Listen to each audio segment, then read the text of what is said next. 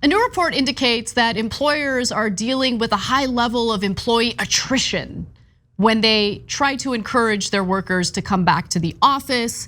And this is according to the Federal Reserve survey of household economics and decision making. And also Unispace's Returning for Good report.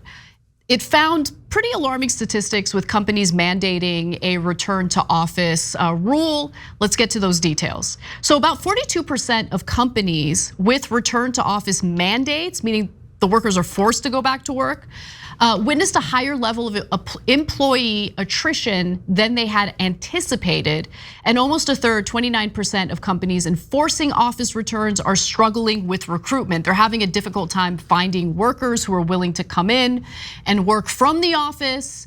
And look, part of that I think also has to do with the fact that there's a tight labor market, and that has given workers the ability to negotiate for better wages and better working conditions, so I'm happy about that. But other results of this survey find that 76% of employees stand ready to jump ship if their companies decide to pull the plug on flexible work schedules. And that's according to the same Greenhouse report. Moreover, employees from historically underrepresented groups are 22% more likely to consider other options if flexibility comes to an end. And the survey equates the displeasure of shifting from a flexible work model to a traditional one to that of experiencing a 2 to 3% pay cut, which, by the way, Francesca, I think makes a lot of sense, because as someone who has really no choice, like I have to come in and do the show from the studio, I'm obviously spending a lot more money on gas, right? There's a commute involved, there's sitting in traffic, you lose a lot of time in your day. So I agree with them, kind of comparing going into the office to a pay cut. What do you think? Yeah, I mean, this is spoken as someone who has not come into the studio in years now.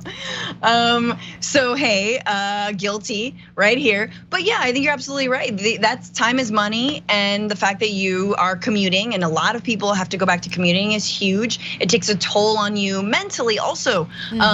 Whether it's being stuck in traffic or a crowded subway station or subway, like all of that sort of is compounded.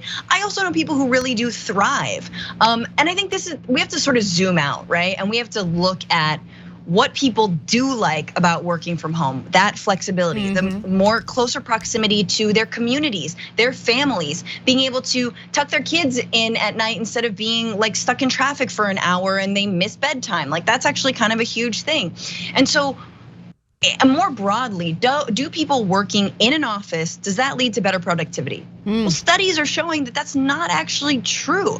And especially with the 40-hour work week, and especially given the fact that there have been great studies done about a 32-hour work week, having a day off and a 4-day work week, and how it's just as productive as the 40-hour work week. And those studies have been done throughout the UK and other countries. So just like, there's a lot to rethink. It doesn't have to mean nobody goes back to the office, but I think it is about how many hours are you requiring people to work from that office, and how many days, and honestly, like work-life balance. Look, Pandemic proved life is short. People die. I'm not gonna be stuck in traffic. Totally, no, that's the biggest point. I did not expect this to happen, but I remember when we switched to working from home in the beginning of the pandemic, I was getting better sleep. I was spending more time with my family, which made me happier. I was getting more exercise, because since I had saved 2 hours in my day to do whatever I want, I had more time to work out, do the things that I love. And you're totally right about that. It kind of made you take a step back and kind of recalibrate what the priorities are, and realize just how out of balance our lives had become as a result of like this rat race work culture. So I sympathize with these workers. I think the best way to go about this for the employers, if they care, in keeping their employees and avoiding high turnover, is try to foster a flexible situation where people who want to come into the office because they reap the benefits of doing so can do so.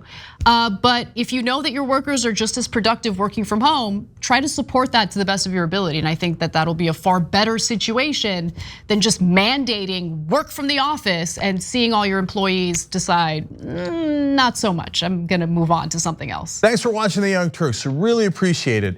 Another way to show support is through YouTube memberships. You'll get to interact with us more. There's live chat emojis, badges.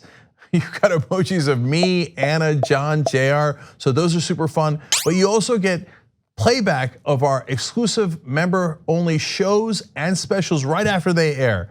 So all of that, all you gotta do is click that join button right underneath the video. Thank you.